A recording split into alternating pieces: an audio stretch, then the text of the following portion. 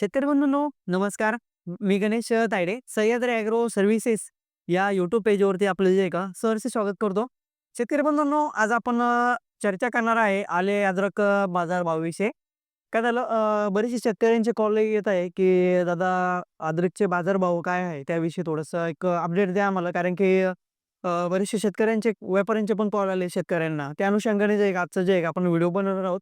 व्हिडिओला तुम्ही जरी चॅनलला जर नवीन असाल आपल्या, तर सबस्क्राईब करायला विसरू नका आणि व्हिडिओ जे आहे का शेवटपर्यंत जरूर बघा. शेतकरी बंधूंनो, आज तारीख आहे एक 17 डिसेंबर 2025 आणि आज आपण जे आहे का आल्याच्या बाजारभावावरती चर्चा करणार आहे. पण त्याआधी जे आहे का थोड्याशा काही गोष्टी सांगायच्या आहे.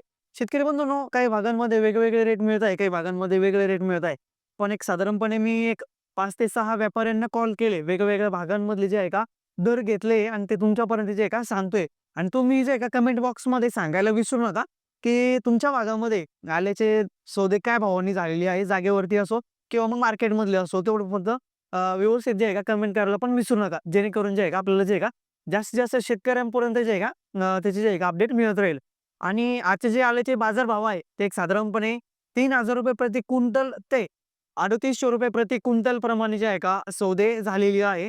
हे जे सौदे आहे हे पक्के सौदे झालेले आहेत. त्यांची अपडेट पूर्णपणे जे आहे का आपण जे आहे का डेफिनेटली घेतलेलीच आहे. आणि जसं मीडियम माल असेल तर एक साधारणपणे ₹3500-3600 पर्यंत आहे.